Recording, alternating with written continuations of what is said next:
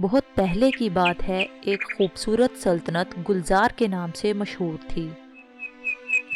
یہاں کی شہزادی ہنا اپنی خوبصورتی اور نیکیوں کے لیے مشہور تھی، مگر اس سلطنت کی خوشحالی ایک خوفناک دشمن کی نظر میں کھٹکتی تھی، ظالم جادوگر زہیر، جس کی طاقتیں اندھیرے اور نفرت سے بھری ہوئی تھیں۔ وہ چاہتا تھا کہ پوری سلطنت اس کے غلام بن جائے اور شہزادی اس کی ملکہ بن جائے۔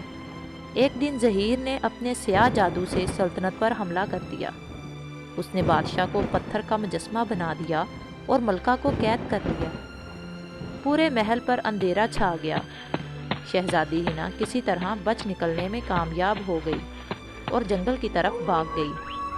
جنگل میں اسے ایک بوڑھی عورت ملی، جس نے اسے بتایا، زہیر کو شکست دینے کا ایک ہی طریقہ ہے، تمہیں اس کے جادوئی دل کو تباہ کرنا ہوگا، جو اس نے ایک پوشیدہ پہاڑ کے اندر چھپایا ہوا ہے۔ مگر یہ آسان نہیں ہوگا، کیونکہ اس دل کی حفاظت شیطانی مخلوقات کرتی ہیں۔ ہنا نے ہمت جمع کی اور سفر پر نکل پڑی۔ راستے میں اسے ایک نوجوان شکاری آزر ملا، جو بہادر اور ایماندار تھا۔ آزر نے وعدہ کیا کہ وہ ہنا کی مدد کرے گا۔ ہنا اور آزر ایک جنگل سے گزرے، جہاں درخت باتیں کرتے اور راستے بدل دیتے تھے۔ ہنا ایک نرم دل اور ہمدرد لڑکی تھی۔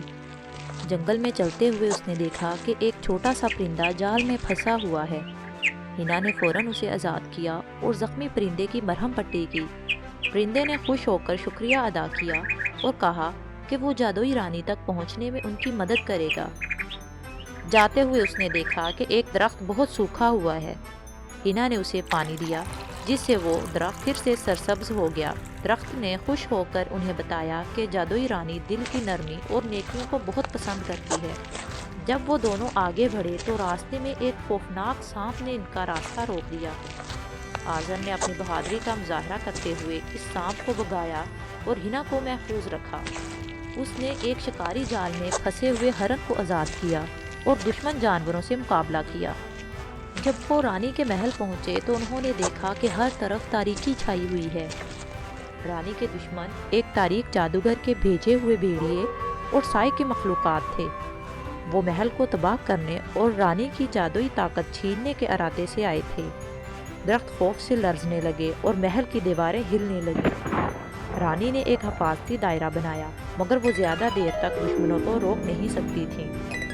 جب ہنا اور آزر نے یہ سب دیکھا تو آزر نے فوراً اپنی حفاظتی تلوار نکالی اور بہادری سے بھیڑیوں کے سامنے کھڑا ہو گیا اور ان سے لڑنے لگا۔ اس نے اپنی چالاکی اور طاقت سے کئی دشمنوں کو بھگا دیا۔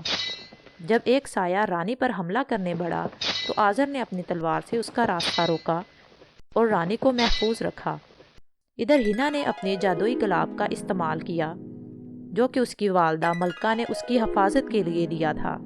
اس نے رانی کے محل کے گرد روشنی کا ایک جادوئی ہالہ بنایا، جس سے دشمنوں کی طاقت کمزور ہونے لگی۔ ساتھ ہی اس نے درختوں اور جانوروں سے مدد مانگی۔ درختوں نے اپنی شاخوں سے دشمنوں کو پکڑنا شروع کر دیا اور جانوروں نے حملہ آوروں کو بھگانے میں مدد کی۔ آخر کار آزر نے جادوگر کے سب سے بڑے سائے کو شکست دی۔ اس طرح رانی نے اپنی جادوئی طاقت کا استعمال کرتے ہوئے دشمنوں کو ہمیشہ کے لیے قید کر دیا۔ جنگل ایک بار پھر پرامن ہو گیا۔ رانی نے ہنا اور آزر کا شکریہ ادا کیا اور اس طرح رانی نے انہیں جنگل سے باہر نکلنے کا راستہ بتا دیا۔ زہیر کے قلعے کا دروازہ ایک جادوئی دروازہ تھا، جو کہ کسی عام انسان کو اندر نہیں آنے دے سکتا تھا۔ جب وہ جادوئی رانی کے محل سے نکلنے لگے تو جادوئی رانی نے انہیں تحفے کے طور پر ایک جادوئی آئینہ دیا۔ اس نے کہا کہ یہ آئینہ تمہاری مدد کرے گا۔ جیسے ہی وہ دونوں زہیر کے قلعے کے پاس پہنچے جہاں جادوئی دروازہ لگا ہوا تھا، انہوں نے دیکھا کہ وہ دروازہ ان کے قریب پہنچتے ہی چمکنے لگا ہے۔ جیسے ہی ہنا اور آزر دروازے سے اندر داخل ہوئے تو ان کے سائے الگ ہو گئے اور ان کے دشمن بن گئے اور ان پر حملہ کرنے کے لیے تیار ہو گئے۔ ہنا کو جادوئی رانی کا دیا ہوا آئینہ یاد آیا۔ جیسے ہی سایہ ان پر حملہ کرنے لگا تو ہنا نے جادوئی آئینہ اس کے سامنے کر دیا اور وہ سائے اس جادوئی آئینے میں قید ہو گئے۔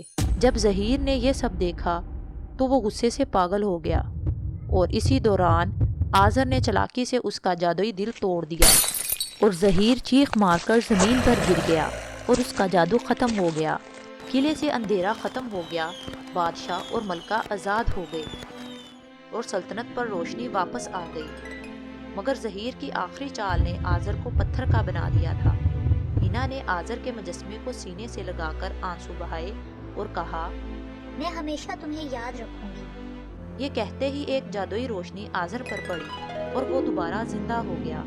دونوں نے خوشی سے ایک دوسرے کو گلے لگا لیا۔